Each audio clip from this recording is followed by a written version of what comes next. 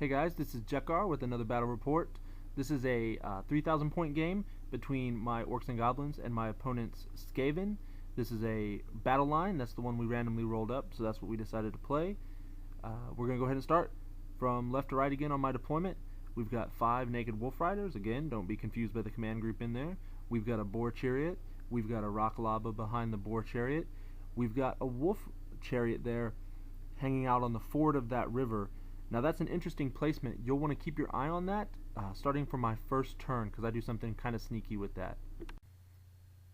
Still going, we've got a unit of 40 black orcs, a night goblin chariot, Boron, the Arachnarok spider, a boar chariot, 90 night goblins with 2 level 1 sorcerers in there. I got Itchy Nuisance and a spell I don't remember because I'm not sure I ever cast it, and 3 heroes with great weapons.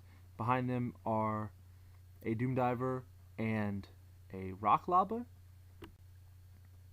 Next to them we've got 40 Savage Orcs. The guy up front there is my BSB, Savage Orc BSB. He's got the armor of silvered steel and a great weapon. Next to him in white is the Savage Orc Great Shaman. He is my general. These are big uns. Again, I don't have a big stabba, I just like the way the model looks. Next to them is a unit of 24 squigs with some unit filler and 10 or 8, I forget how many handlers.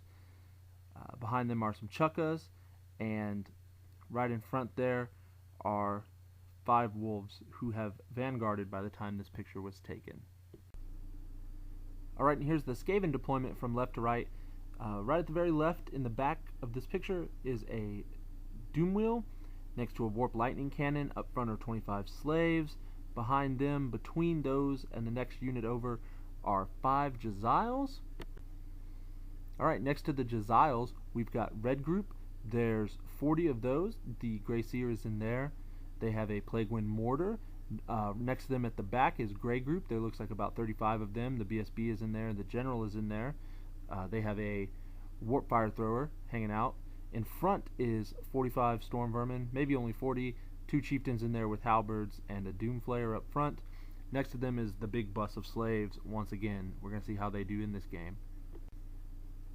And finally, we've got some giant rats and packmasters in the building up front. We've got green group, I think it's just 20 in the building in the back. There's some obstacles there. Got a plague wind ratapult, 25 slaves, and a doom wheel hanging out right at the very back there. I should note though that I get the +1 to go first because he deploys some gutter runners across from my chariot on the far side of the river, and so I go ahead and I take the first turn. Okay, so very first thing that I do is I charge with both chariots. Now, if you remember, I said that something about the wolf chariot was sneaky. He didn't realize, and I was really excited when this happened, that the wolf chariot could see those gutter runners. Now, in the picture you can see that the wolf chariot is on the other side of the boar chariot. What happened was, in order to get into the gutter runners without taking dangerous terrain tests, it had to go at quite a bit of an angle to stay on that ford. And so that's what it's done. I made the charge with both of them, and I moved the wolf chariot first, so it ended up over there, and then the boar chariot pretty much went dead straight. So that's another, whatever, 170 points, 100 and something points that just is going to get blasted on the first turn because of a sneaky trick and some bad placement. The rest of that turn is pretty uneventful. I failed to cast Itchy Nuisance because of a mushroom dice. Powered up foot is dispelled. My 2 chukkas do 3 wounds to the doom wheel off on the right. My doom diver aims for the doom wheel over here in the front of this picture and misses. And my 2 rock lobbers kill 10 storm vermin and panic them, but they pass. And predictably in combat, the chariots wipe out those gutter runners and they overrun a little bit. This picture here is from Skaven turn 2. Pretty much a general advance. That doom wheel over here on the front of the picture that I mentioned before actually tried to get into one of my chariots with its random movement, but it failed. It only rolled like an 8, I want to say, but it did pass the dangerous terrain test, and I'm excited because when it moves again it's going to have to take another one. and I really want that thing to die and free up this flank. Alright, so Magic was pretty brutal this turn. It started off okay with the Engineer failing to cast Warp Lightning, which I think is the first time in 8th edition that that's happened. But then, of course, the Grey Seer IF's Plague. It starts off on the Goblins there on the right, and you can see that the Goblins have been severely depleted. He killed a ruck of them, like 33, 34, something like that, put a couple wounds on my characters. It jumps, of course, to my Savages. It kills 10 Savages, I think. Doesn't put any wounds on my characters, but I'm kind of pissed that, you know, it did that much damage and I failed that many ward saves. So it jumps again to the Squigs, which is where I got really mad because I had 24 Squigs in that unit, and now there are 10 Squigs in that unit. It killed 14 Squigs, and it killed only 2 handlers, I want to say. So I was kind of pissed, but, I mean, I guess my Squigs didn't blow up. And it jumped one last time to add insult to injury to kill the Goblins who had squabbled on the off to the left of this picture. The first turn, the ones that had vanguarded in that first picture. So this is just a picture at the start of my turn 2. I should mention something that I didn't mention on the last picture. When the Grey Seer Irresistible Forced, he lost 3 magic levels, and the only spell he has left, I think, is Bless with Filth. It's something that he's not going to cast, and so I guess that's good. I've got the magical advantage. He's got a level 1 Engineer and a level 1 Grey Seer. But anyway, so to start things off in this turn, I don't have any animosity, which is excellent. The Black Orcs charge the Slaves, who flee, and they actually flee off the table because they land on the Jaziles or something like that, and the Jaziles pass their panic. The Arachnarok, the Boar Chariot to the right of the Arachnarok, and the Night Goblins all try to charge the depleted Storm Vermin there. And, as you can see in this next picture, only one of them got in. So that was pretty annoying, really. Also in the charging phase, my double chariots that killed the Gutter Runners charge the Doomwheel who failed to get into them. That's something I'm hopeful about. I may not kill it, but hopefully I can stay in combat with it long enough just to keep it off the board for a while, and maybe I'll plink off some wounds from it. Magic is really uneventful. Itchy Nuisance fails to cast again because of the mushroom dice. I think I put a wound on an Engineer, and he dispels the powered up foot again. In my shooting phase, the wounded Doomwheel on the on my right flank was killed by the Chukka, and the Slaves over there pass panic. My Doom Diver hits the Doom Flayer right on and kills that. And my 2 Rock Lobbers are dead on and start killing some of the guys out of red group trying to get rid of that Grey Seer. Now, in combat, everything seems to go okay. This picture here, I kill 6 Storm Vermin with that lone charge, and so I win combat, but obviously they hold. They're like leadership 10, I want to say, with the reroll, so there's no way they're going anywhere. And the Chariots versus the Doomwheel, I kill... Let's see. I hit the Doomwheel, I do some impact hits, the Doomwheel's attack and grind and stuff back kills the Boar Chariot. The Gobbo Chariot's on 1 wound left, and one of the wolves kills the Doomwheel. Like, it sneaks a wound past that 4+ armor save and kills it. So then I, pursue. I pass the dangerous terrain, and here I am in the Warp Lightning Cannon. Alright, so at the start of Skaven turn 2, this is what his right flank looks like. In the movement phase, he moves the Engineer from the Slaves. He moves it right up on the Savage Orcs' nuts, so that they really can't do anything about it. Thank you, Malorian, for that. He generally moves stuff forward, shuffles it around. Red group here turns and runs.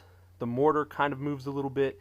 Everybody kind of abandons my left flank and starts to head back behind everything on the right flank, which is fairly annoying. The Black Orcs are out of position now.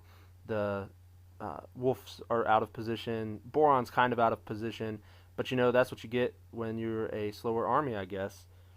In Magic, nothing really happens. Shooting, those Jaziles there at the bottom and the mortar there in the middle plink 3 wounds together off of Boron, and that's kind of a scary thought. The Chariot that charged the warp lightning cannon. Only managed a single impact hit, and together with the crew, I think they and the lightning cannon killed themselves off at the same time, which is fun, but I really kind of had even more uses for that chariot, but I can't complain. It's done a great job, right, even if it died right now.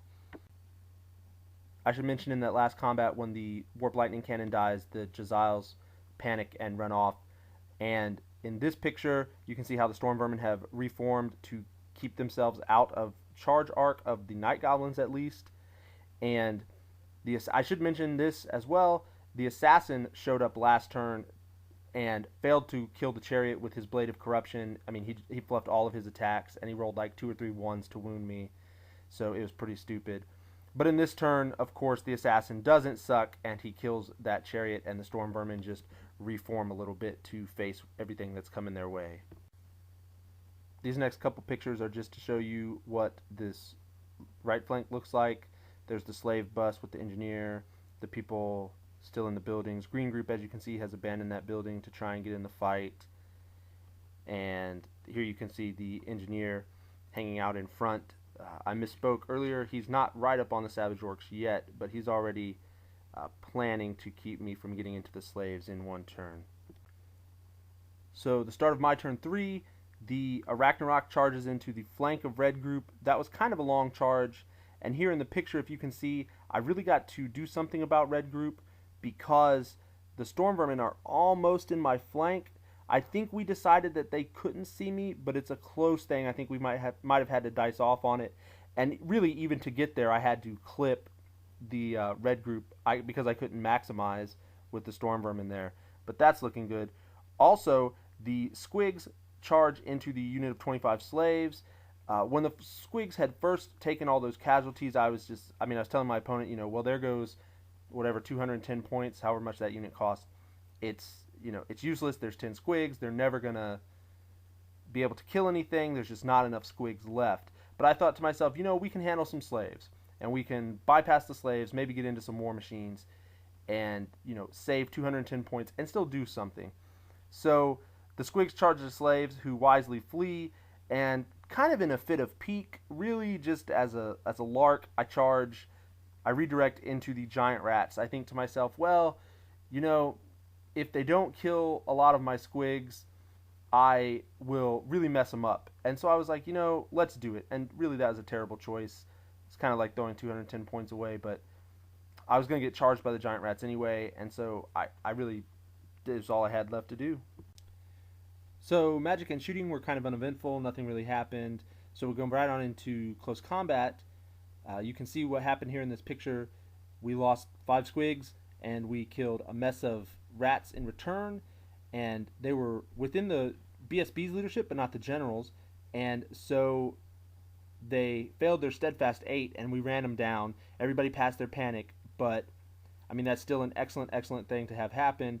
Here's a unit I thought was really just gone. It was a unit that I wasn't going to use except for menial tasks, and we just cleaned up a little bit more, and we're in a good position to take out warp fire throwers or help in other combats, which is going to be great. And Boron kills about 15 clan rats. There's 10 left, maybe 11 or more, but anyway, they're steadfast and they hold and they reform to face him. But that combat's going all sorts of my way with no kind of support, so I'm going to get that unit next turn or the turn after. And like a fool, I forgot to mention at the beginning of the turn that my savages rolled a animosity, and then they rolled a 6, so they surged into the engineer. Predictably they killed him, and they ran into the slaves, which is terrible. This is exactly what Malorian was talking about. Now he's got at least one turn to fire at me with that warp fire thrower and some other war machines, so that's not a position I want to be in right now.